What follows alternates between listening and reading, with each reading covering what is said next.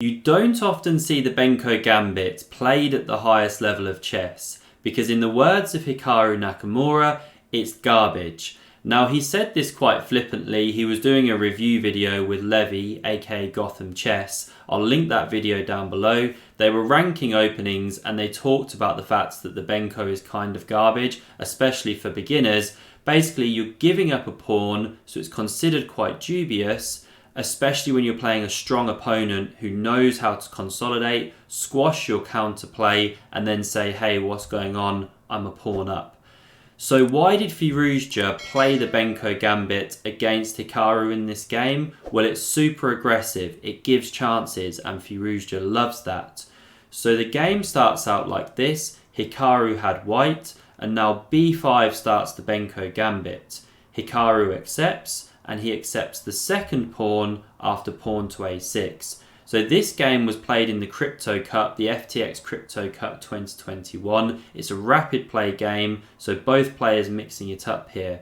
So pawn to g6, knight to c3. We had some standard opening moves, but now Firouzja deviates. So the main line here is actually recapturing that pawn now, but you do give white this option of pawn to e4, giving up the bishop here, and although you lose your castling rights, you're going to castle by hand soon with pawn to g3, considered decent for white.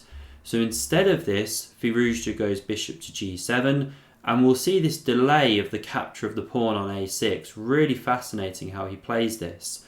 Pawn to g3 now, castled from black, knight to f3, and now queen to a5. The queen often comes out to this square, but not so soon when the pawn still hasn't been recaptured. So he is walking into this bishop d2 now. There are discoveries, but there's no good way for white to actually take advantage of that right now. So instead d6 was played here. We had bishop to g2 now, knight b to d7. Again, a fascinating way to play, and we'll see the journey that this knight is actually going on now, coming to b6. So castles, knight b6, and as well as pressuring here, there's now a threat to come into c4 and hit this bishop. Now best here for Hikaru was pawn to b3, just stopping that move.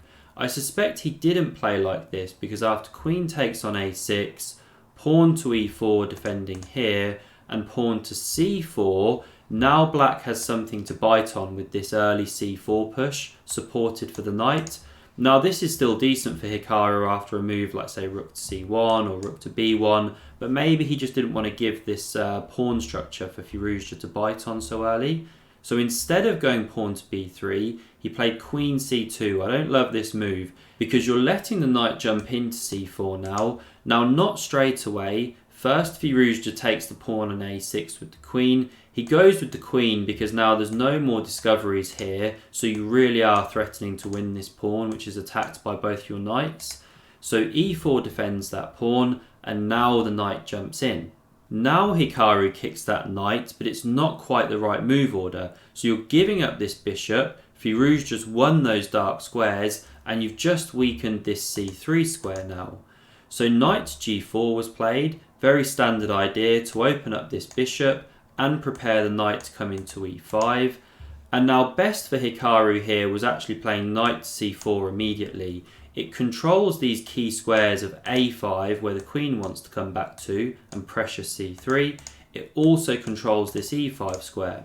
But instead Hikaru goes a4. This is a very standard pawn structure, but here it's not so great because queen to a5 comes with tempo. Hitting this knight, there's no way you can move it or your rook drops. If black wanted to take that, that's not forced. So rook a c1 comes, but now bishop a6 with tempo. You can't move this rook away, or bishop d4 is really strong. These dark squares are already a massive problem here. If knight d1 to defend, you're running into all sorts of problems backpedaling like that. So you can't move the rook. Knight c4 is no good, or you could have a sequence like this. You chop off there. After the queen then takes on c3, not that you had to play like this, but this is a good line. You win the pawn back on a4. And the problem is you've got this bad bishop versus good knight situation, and the rooks are better for black here. So that's why Hikaru didn't move the rook from e1 when it was attacked by the bishop. He didn't jump this knight into c4. Instead, he moves this knight, knight b5. again giving up a pawn. Black snaps this off as we can see, and now pawn to h3 from Hikaru kicks that knight into e5. But there's just big lasting problems here for Hikaru now. So he can't challenge the a file with a rook, or there's too many tactical issues along this diagonal with knight f3 check problems and that bishop. He also can't play f4 very comfortably because you open this line to your king and that gets really dangerous. The knight could already hop into d3 in that line. So instead he starts moving his pieces around the back 2 or 3 ranks, but he just really struggles to actually get out of the cage here. So rook to a3 now came, pressuring here, maybe bringing the other rook across soon. We had bishop to f1 hitting the queen, queen b4. Queen c3 looks to trade, but Firouzja's having none of it. When you're the side with the space, you'd prefer to avoid exchanges and keep pieces on, and vice versa is true for the side without the space. So the queen drops back to b7. Queen e3 now came, getting away from tactical issues.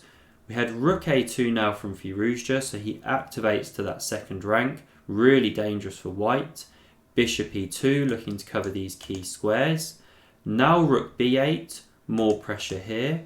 King f1 looks to get out of checks. And now this is a really classy move from Firouzja here. How do you proceed the attack? This pawn's currently covered. This rook's already very well placed. Well, he plays knight d7, really classy. So he opens up this bishop down the long diagonal. And although he backpedals this knight, he's also preparing queen b4 again. And this time white wouldn't have queen c3 because that square's covered. So knight f3 was now played from Hikaru, really difficult for him. So he does leave this pawn on prise as we note, but don't cash in too early. You want to squeeze your opponent in these positions, make them sweat. And there's also a very concrete tactical problem here. You're running straight into bishop c4. Don't want to be playing like that when you're well better. That equalises the position. So instead of this move, we had queen to b4, sitting on those dark squares. Bishop to c4 came anyway. Rook b to a8 comes to that a file. Queen to d3. And now rook to b2, preparing to double those rooks. Really dangerous for white. So Hikaru gets a pair off with rook to c2. The other rook came down. We had an exchange here. The rook recaptured. And now rook to e1 from Hikaru. So he's seeking to actually exchange the second pair of rooks by coming rook to e2. So that's why Firouzja goes rook to a2. Now if you come rook e2, well, there's options. You can go rook a3 here, you can go rook a2. But if that rook was still sat on b2, there was no rook to b1 because the queen covers that square. You'd be forced to exchange, not what you want. So a really nice move there, just nudging that rook away. Bishop b5 now came, hitting this knight. And now watch this next 11 moves. This is awesome. Firouzja's next 11 moves just dominate the dark squares. So watch this. Knight to e5 comes first. A pair of knights get exchanged off the board here. Now you don't want to go f4 and give this lovely juicy diagonal for the bishop. So rook e2 came, but rook a1 check. King g2, queen a3, queen c2 now. So Firouzja's just dancing on these dark squares. Hikaru the same on the light. Rook c1 hits the queen. Queen a2. Queen b4. No way we're swapping queens.